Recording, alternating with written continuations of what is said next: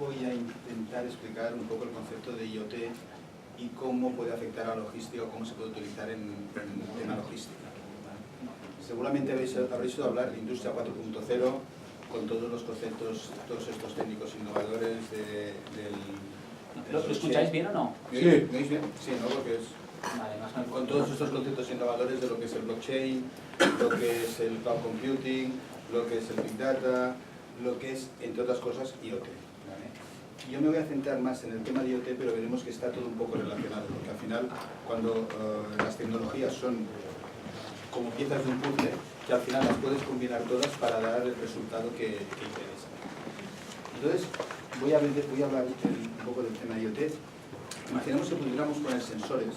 Aquí he representado unos sensores más relacionados con logística, como podría ser un sensor de posicionamiento o de localización o de tracking, o un sensor de temperatura que nos permitiera controlar la cadena del frío, o un sensor de impacto que nos permitiera saber si se ha producido alguna rotura de la mercancía, en qué punto se ha producido, ¿no? Para saber qué seguro es el responsable o quién del operador, qué operador logístico es el responsable de que se haya producido.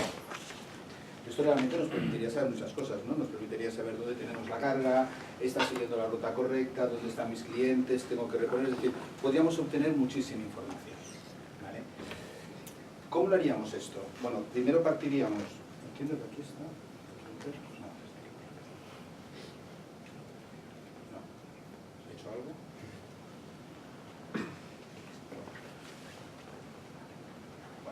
¿Cómo lo haríamos? Empezaríamos por la parte, había un dispositivo que se tendría que poner donde interesa medir el parámetro que sea, luego se tendría que transmitir esta información hasta un centro en el cual tendríamos que procesarla y sacar la información como nos interesara.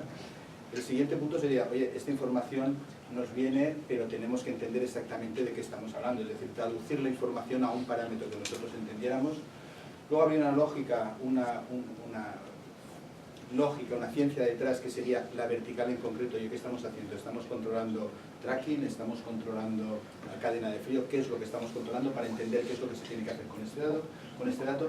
Incluso luego podría haber un procesado posterior de hacer todos estos datos, analizarlos, para poder incluso predecir tendencias de cuándo pueden surgir y luego se actuarían.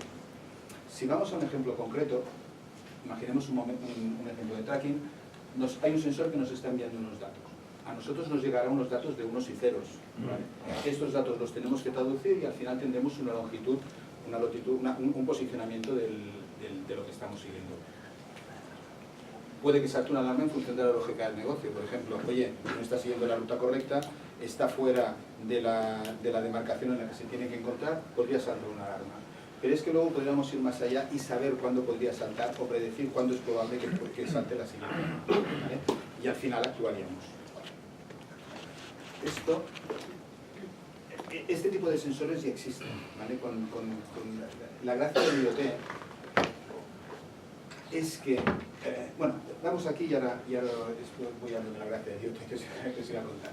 Aquí vemos un poco cuál es la progresión de dispositivos conectados que pueden haber en los próximos años, ¿vale? Esto es la fuente de análisis Mason, no sé si lo conocéis, es una empresa que se dedica a hacer este tipo de estudios relacionados con telecomunicaciones a nivel mundial, ¿vale? Aquí he marcado la parte de tracking y logística, que veis que hay una progresión muy importante del 148. ¿Por qué se puede hacer esta progresión? Aquí es donde voy a intentar un poco explicar la diferencia entre lo que se habla de Internet de las cosas e Internet clásico, lo que entendemos por Internet de las personas, o Internet el actual. Conectar cosas siempre se ha hecho. Hace 20.000 años, que 20.000 años quizá exagero, ¿no? Pero bastante tiempo que existen los SCADAs, todo el mundo tiene sus fábricas conectadas, tiene información, tiene millones de información que se va generando. También nos podíamos conectar entre nosotros, yo podía enviar vídeos, podíamos ver compartición, vosotros en vuestra casa podéis ver películas directamente por streaming, es decir, estamos hablando de un Internet que hay gran volumen de datos, se están compartiendo gran cantidad de datos. Cuando estamos hablando de Internet de las cosas, nos referimos a poder conectar objetos que normalmente no los tenemos conectados. Por ejemplo, poner un sensor en la silla para saber si hay alguien sentado o no, si está ocupada o no está ocupada el sitio. Quien dice en la silla lo dice en una plaza de aparcamiento para saber si hay un coche aparcado o no hay un coche aparcado, o poner un sensor en un palet que nos permita saber cuál es su posicionamiento. y hacer un traqueo y saber si la mercancía nos está llegando donde tiene que llegar y dónde se encuentra en un momento determinado, ¿vale? Para enviar este tipo de información es necesario enviar muy poquita información. ¿Qué pasa? Si utilizamos las redes actuales para enviar información que existen, utilizan un gran ancho de banda. Es una tontería utilizar una autopista para ir en bicicleta, ¿vale? Si vas en bicicleta vas por un carril bici, que para eso se ha hecho el carril bici, no vayas por la autopista, que primero que te pueden atropellar los coches y no tiene sentido hacer una infraestructura como una autopista para ir en bicicleta, ¿vale? Pues aquí un poco lo que se ha hecho ha sido, oye, ¿qué podemos hacer para enviar esta información de una forma eficiente? Esta forma eficiente es lo que se conoce con estas nuevas redes de comunicación que se llaman redes LPWA, de Low Power Wide Area, que son redes que se caracterizan por un consumo energético reducido, mensajes cortos, porque la información que tienes que enviar es corta, es decir, tienes que enviar un posicionamiento, tienes que enviar una temperatura, tienes que enviar si ha habido impacto o no ha habido impacto, o en temas de agricultura, por ejemplo, tienes que mirar la humedad que hay en 3 capas diferentes, en 3 profundidades diferentes, ¿no? Son redes de muy largo alcance, que esto redunda en el tema de consumo energético y en el tema del modelo de costes sostenibles. Aquí no voy a entrar, aquí son unas cuantas redes que hay que los explicaremos, pero bueno, lo importante es decir, oye, estas redes ya existen, se han desplegado, en España ya existe una red que está desplegada en toda España y en toda Europa, de hecho, en este caso es la red Sigfox. En España ya hay 1.300.000 dispositivos.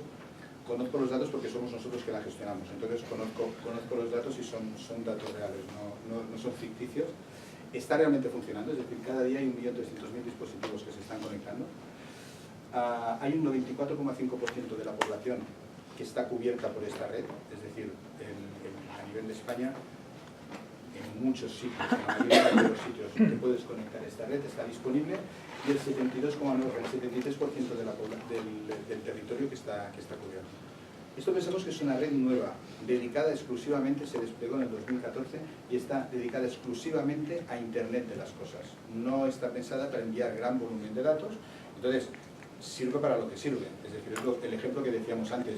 Oye, si tengo una bicicleta puedo transportar una cantidad determinada, no voy a transportar toneladas de mercancía, para eso cojo un camión. Pues esto es lo mismo. Oye, si tengo que transportar volúmenes de datos muy grandes, pues utilizaré otras tecnologías, como puede ser o cable, o puede ser 3G, 4G, cualquier otra tecnología, pero esta no me servirá. Entonces, cada herramienta sirve para lo que puede servir. ¿Ventaja de esta? Consumo energético muy bajo. Esto quiere decir que yo puedo tener un dispositivo de tracking con una batería que me esté enviando una posición de un palet, por ejemplo, 2 veces al día y que me dure 10 años. ¿Vale? Que esto es difícil de conseguir con las tecnologías anteriores, con esta lo puedes conseguir. Lo que permite tener nuevos modelos de negocios que hasta el momento pues, no eran posibles, porque claro, si tenías que poner un palet, ¿cómo lo alimentas si no es con baterías? Si tienes algo que no tienes que cambiar cada día la batería, cada 2 días, cada semana la batería, no es rentable, ¿no?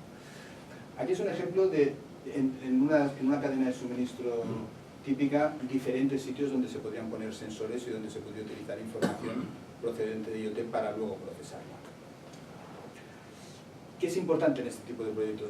Por un lado es importante la capilaridad, es decir, si estamos hablando de logística y queremos hacer tracking, pues interesa que haya una zona muy grande cubierta para que puedas tener localizados tus mercaderías, ¿no? Interesa la rapidez de despliegue, es decir, oye, si la quiero utilizar no me voy a esperar 3 años, vamos a hacerlo en un par de meses para poder poner un piloto en marcha, probarlo, ver que funciona.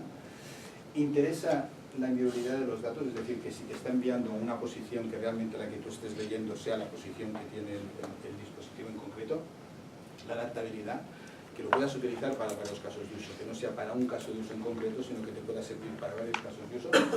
Y luego, que sea económicamente viable, tanto desde un punto de vista energético, porque esto te redunda también desde el punto de vista económico. ¿Por qué? Que ahorras todos los costes de operación y mantenimiento, más todos los costes de despliegue necesarios para alimentar los dispositivos que te interesen. ¿Pero qué queremos? Este gran interrogante es importante. ¿Por qué? Porque cuando estamos pensando, yo me encuentro cuando en estos foros hablo o voy a ver a clientes, me encuentro que normalmente este tipo de proyectos se hacen desde el departamento de innovación. El departamento de innovación, o desde un departamento técnico. Esos departamentos saben mucho de tecnología, pero falta información de negocio. Entonces, es muy importante que en este tipo de proyectos que esté involucrado gente de negocio, que sepa exactamente cuáles son los problemas operativos que tiene y cómo los puede solucionar. Porque si es una persona de negocio sabrá, oye, yo tengo estos problemas que me está causando al año X costes, y yo sé que pongo esto que me cuesta Y, que es menor, y sé que lo puedo utilizar. Si estás hablando desde un punto de vista tecnológico, solo aplican criterios tecnológicos y como esto está más pensado para el tema de negocio, es decir, para ayudar al negocio, cuesta a veces encajarlo, ¿vale? Aquí es importante también porque cambia la forma de hacer las cosas. ¿Por qué? Porque realmente se pueden recopilar muchos datos que los puedes utilizar para otras cosas, no solo para gestionar tu cadena logística, si fuera el caso, sino, por ejemplo, para informar al cliente con una información puntual mediante una aplicación de dónde está en cada momento, podría hacer un traqueo de dónde tiene su esto, si interesara. O informar al proveedor de por dónde tiene su mercancía y si está llegando a tiempo o no está llegando a tiempo, igual que tiene que cambiar el modo de transporte, como antes comentaba Carolina. Es decir, que esto puede servir para muchas cosas, es decir, que son proyectos que son más globales dentro de la empresa, que se tienen que ver desde un punto de vista más global y no desde un punto de vista solo para solucionar un problema.